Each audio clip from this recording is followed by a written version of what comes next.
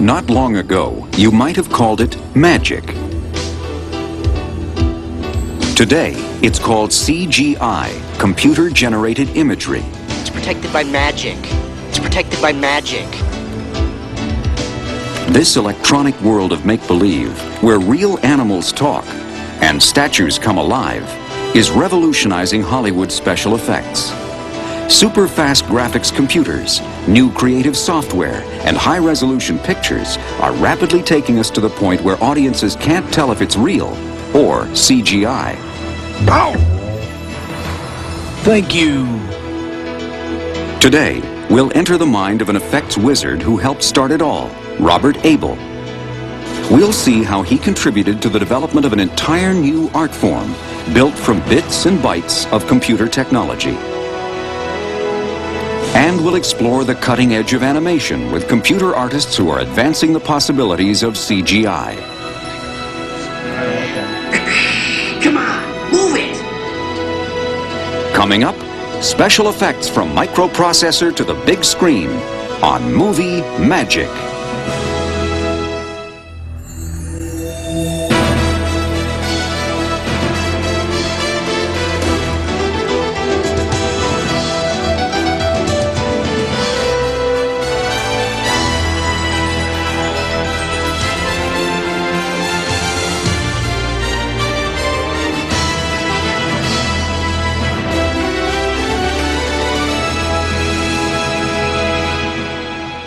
That's great.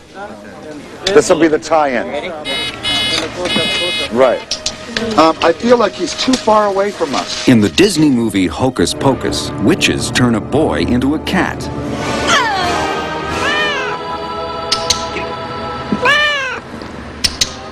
But this is no ordinary feline. A little faster, and I think we have it, yeah. What the filmmakers sought to create was a compelling character with lifelike human qualities. The studio first came to us with, by the way, can you guys do talking animals? And I said, well, be a little more specific. He says, well, we have this character, it's a cat. Do you think you can make it talk? Bert Terreri is special effects supervisor at Rhythm and Hues, one of Hollywood's top CGI studios. In its commercial work, the company has specialized in giving human emotions to inanimate objects. They've also created notable CGI effects in movies and television shows. Now get back up there. This otherworldly creature in Star Trek Deep Space Nine and this missile encounter in Flight of the Intruder were Rhythm and Hues' computer creations. But Hocus Pocus was the company's toughest challenge yet. The one thing is a cat can, it's almost like a frog. I mean, they can, they can rotate, they can almost point their ear. The producers of Hocus Pocus wanted something unique in the history of motion pictures. A completely believable, photorealistic, talking cat. To make an animal a character and not make it too much like animation, but at the same time give it expression. That's a challenge. That I enjoy. The challenge on this project is to create a lifelike computer-generated cat head, animate it with facial expressions, and then composite it onto the body of the real cat in the movie. A blending of live action and computer-generated imagery. Talking animals are nothing new to movies. Earlier techniques included rotoscope animation, like this talking dog. You mean about America's finest economy car? And Francis the Talking Mule was simply chewing peanut butter. My boy Donald has finally discovered SEX. Thank you. But some of the most believable animal action has been done using CGI. The first draft beers really haven't evolved.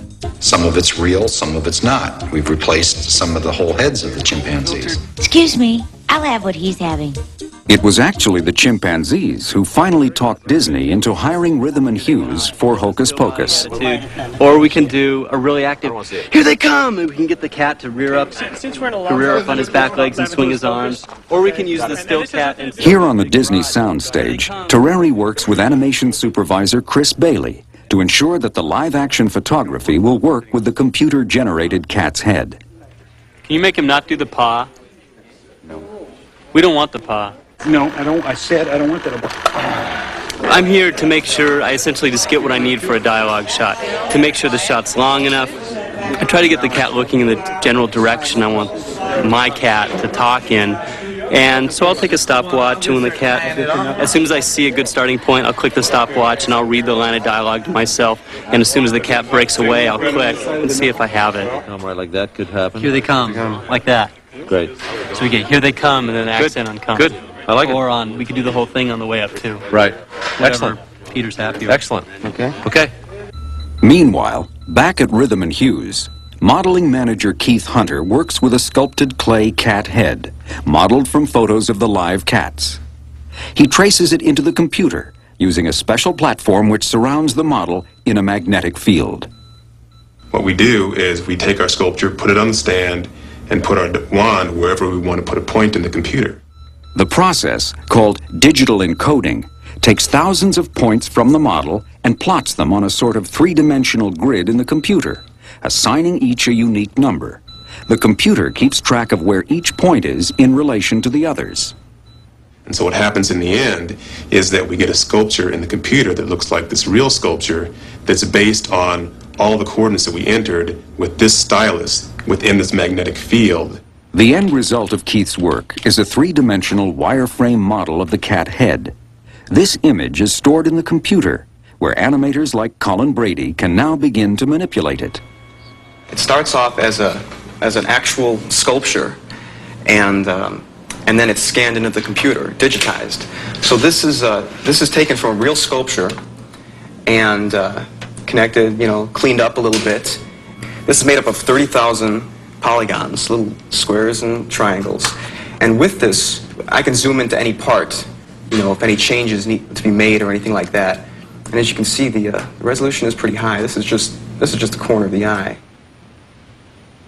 Using some of the most powerful graphics computers available, together with advanced imaging programs, Rhythm and Hues is pushing forward the frontier of motion picture special effects. It's protected by magic. It's protected by magic. It's protected by magic. Computer-generated imagery was born in the 60s. It started with a crude line drawing technique called vector graphics. Used in 3D applications called computer-aided design and computer-aided mechanics, vectors were like electronic blueprints in 3D. In the beginning, they were used mostly for engineering, architectural work, and flight simulation. Pretty technical stuff, until young filmmakers like Robert Abel realized the artistic potential of this computer imagery.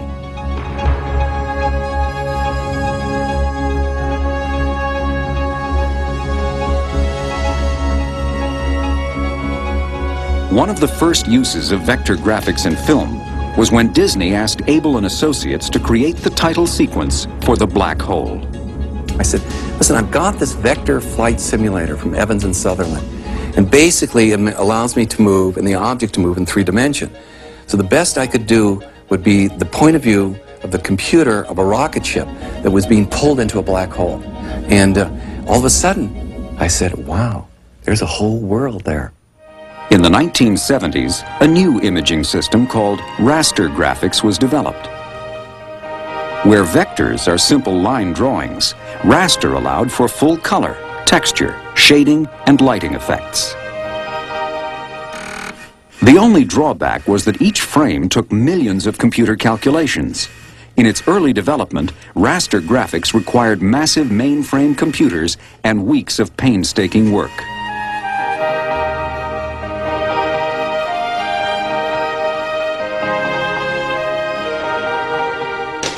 Despite the limitations of this fledgling technology, Robert Abel continued to break new CGI ground. Developing their own programs and borrowing computer time from corporate giants like Bell Labs, Abel and Associates pushed computers to do more than even their designers could imagine. With a big-budget Super Bowl commercial called Brilliance, Abel and Associates forever changed the look of TV commercials. Yeah, because it kicks light up well, and that's another... Better known as the sexy robot, the spot called for a realistic robot with fluid human movements. This was an unheard-of task for the computer programmers back in 1982, but Abel's team, led by CGI pioneer Randy Roberts, was up for the challenge. To get this type of a helmet on. How's that? That's pretty good. Okay, now the bottom lip looks a little thick. Maybe we should take... Want me to translate them all up a little? Yeah, maybe from like 25 to 34 or something. Okay, well, I think that looks better. The most difficult challenge was bringing the robot to life. Randy invented a technique he called brute force animation. The Able team filmed a live model and programmed her choreographed movements into the computer. The computer tracked reference points painted on her body. This data was used to create a vector graphic animated figure. I mean, it seems stupid at the time. I mean, she was in a barber's chair filled with all these black dots in a bathing suit, but it worked. The key to success was for the robot to appear organic, natural. It has to be something where you really can't tell if she's real or if she's computerized. Her movements are very human, and she's very sexy but very strong. And you've got to believe it's a human being, yet it isn't quite. Once we got the motion right, we used raster graphics to give the image form and color. The robot, her movements, the details, each reflection, the magic she does with the food, getting all of that into an environment and then adding Jupiter into the picture window. If you can imagine, each picture of film, which is a 24th of a second, takes 10,000 or 20,000 add, multiplies, subtracts, divides. Well, that's millions of bits of information that the computer has to chew through. In 8 grueling weeks, this milestone of computer animation was complete. The art of CGI was greatly advanced, and the world of special effects would never be the same.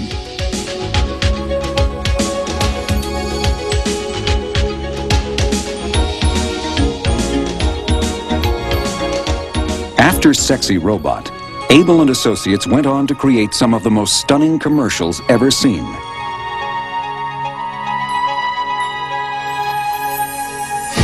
Winning 33 Clio Awards and 2 Emmys in the process, Abel's work helped popularize computer-generated imagery.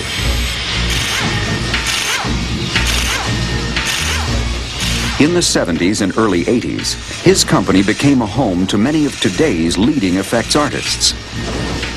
The interesting thing about Bob Able and Able and Associates, where we all worked, is that was the starting point of all this new stuff that we see today. He was like the first person to do it, and he was like the granddaddy of this sort of computer graphics. Well, I worked at Robert Able & Associates for about 11 years, and we did extremely creative work there. We were definitely at the cutting edge of motion graphics and computer graphics.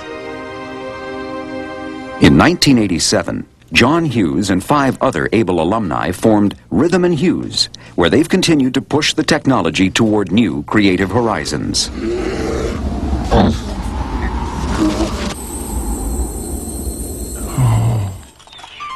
As computing power expanded, other artists and technicians were making major strides in CGI. In the late 80s, a Northern California company named Pixar received an Academy Award nomination for its short film entitled Luxo Jr. I was inspired because one of the guys that I worked with came with his baby. And I thought, I wonder what a Luxo lamp would look like if it was a baby. And even though they were just lamps, I worked very hard on giving the feeling like this is a baby lamp and this is a parent lamp. They did the same action, but they do it in, it's one of the differences in with character animation. You try to create differences within the objects and characters. So I had them do the same object different ways.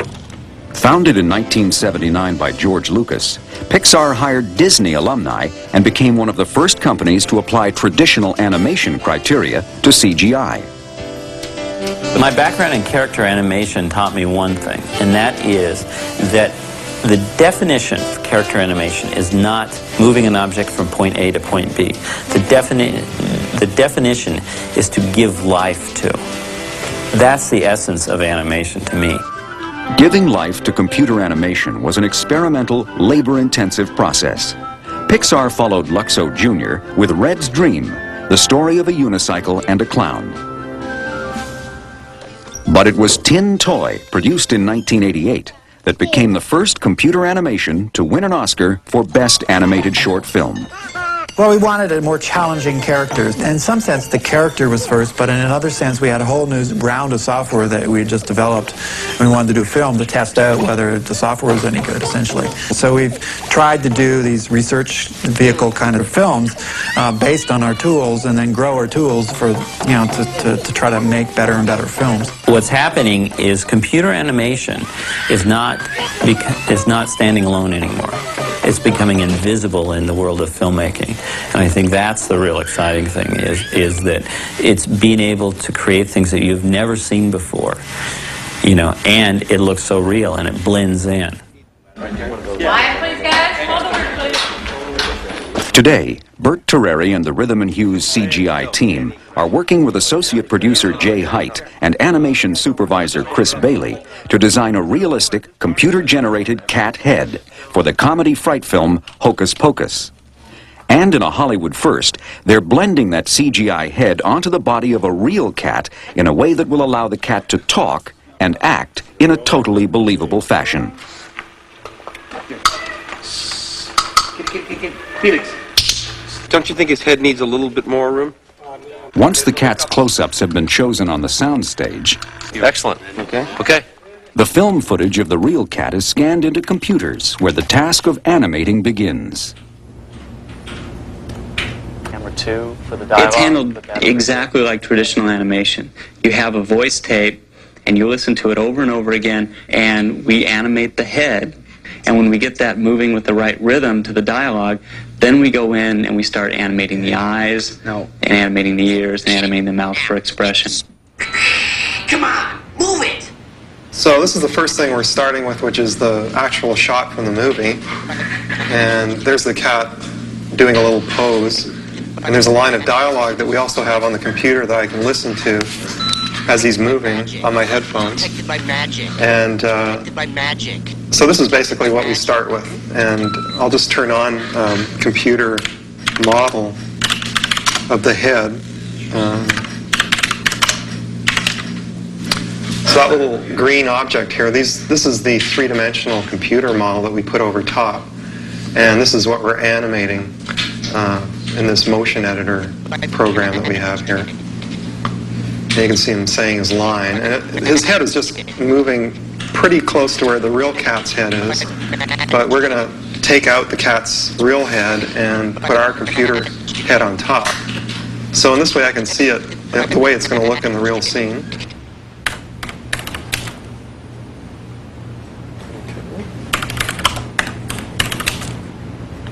Now this is my close-up of the face, and I can see the lips and the face moving around. It's protected by magic. It's protected by Again, magic. that's in real time. It's protected by magic. And I can also step through frame by frame and match up real precisely to what he's saying. Using the computer animation program, Les Major can give his cat a whole range of realistic, human-like expressions. We have things that are like little magnets that are floating around on the face, and they're centered on different areas, so I can move, let's say I'm going to move this upper lip here. I'm just pulling his lip up into a sneer, but now he's sort of got a little snarl on his face. Originally, the animators tried to make their CGI cat as realistic as possible. But, as Bert Terreri explains, the first version seemed a little too real. They have nice, long, pearly white teeth, and they come to a nice sharp point that I think if any of us have been bitten by one know that, ooh, they can puncture. Well, the studio felt that possibly that didn't connote a friendly cat. To solve that problem, Rhythm and Hues simply used the CGI animation program to make the fangs a little smaller. We went through a little process of making the gums, making a tongue, and then shrinking the teeth down just a little bit, so it became not quite as objectionable to the studio. In the next step, the real cat head is cut out, digitally of course. Then animator Rod Paul replaces it with the CGI head.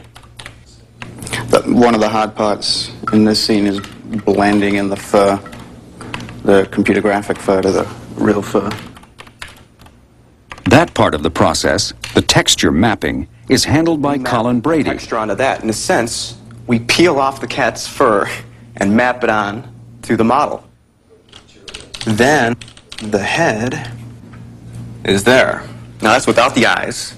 The eyes and the whiskers are rendered separately. Then we start lighting the teeth, lighting the eyes, twisting the ears to see if there needs to be nuances going on, whether the brows go too high, too low.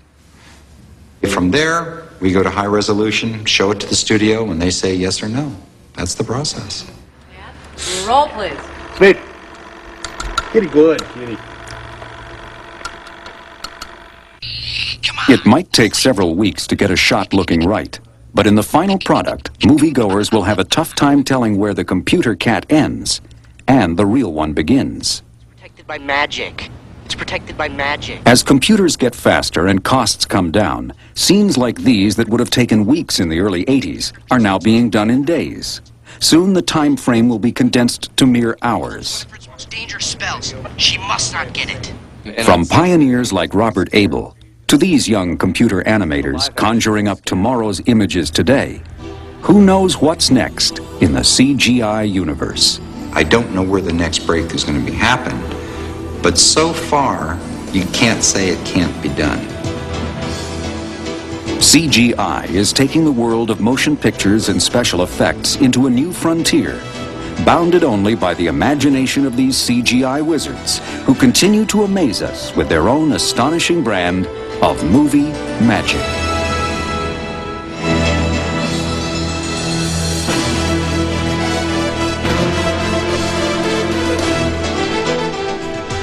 And there's more movie magic here on BBC Two at the same time tomorrow.